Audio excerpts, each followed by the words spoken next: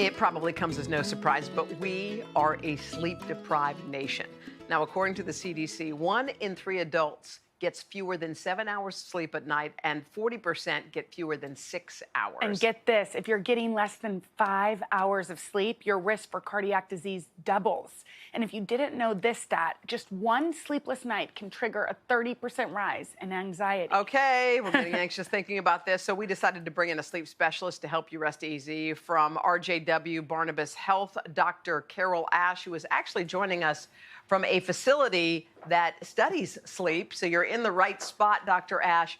So the first question is, is the right, you hear we need 8 hours, 7 hours. Do all people need the same amount of sleep? Well, the range, Hoda, is 7 to 9, but on average, yes, we need 8 hours. And as you were both suggesting, getting less than 7 hours and not getting the right amount of sleep is really problematic. What happens when you sleep at night, your brain is rewiring and forming new connections between neurons that are critical for thoughts and behaviors, and it's clearing toxins. And so it's helping you be more resilient during the day, and it's helping with learning and memory. So we know that sleep is critical. And the CDC says when you don't get your sleep at night, you are at risk for 10 of the common diseases we know that we struggle with. So you are in a room that's ideal for sleeping. If we want to set up our room tonight, or our children's room, to make sure that we get the best sleep we can, what should we do?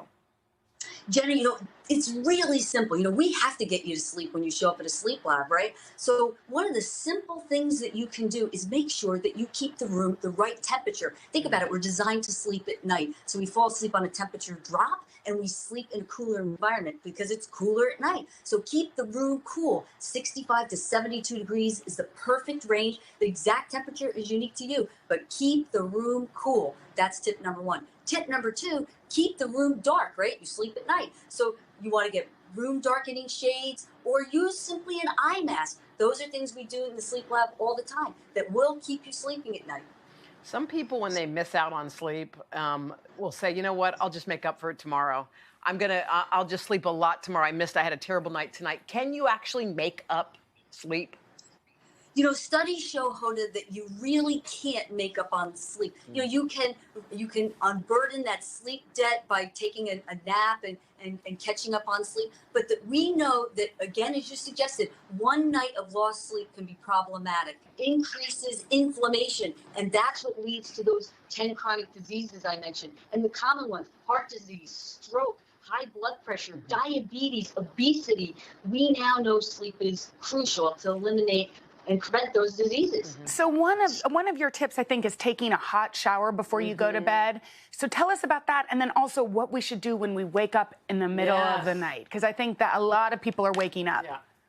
Well, remember, you sleep on a temperature drop and in a cool room. So taking a hot shower warms you up, right? So it relaxes you, so that's helpful. But it also warming you up, so then your temperature will drop, helping you transition to sleep. And when you wake up at night, you don't want to toss and turn in the bed. What I'll tell folks to do is get a journal, write down your thoughts at night so you can deal with them during the daytime, not struggle with them at night. And if you find that after 30 minutes, you really are still struggling, you could try a relaxation technique where you start with the toes, relax the muscles. That sends signals to the brain. By the time you usually get all the way up to the head, the brain is being signaled, it's fine, go to sleep, and you can relax now. By the way, your extra tips, we're going to put them on our website because they're all important. We really appreciate you. It's great advice. Thank you, Dr. Ash. Thank you, Dr. Ash. Take care, ladies.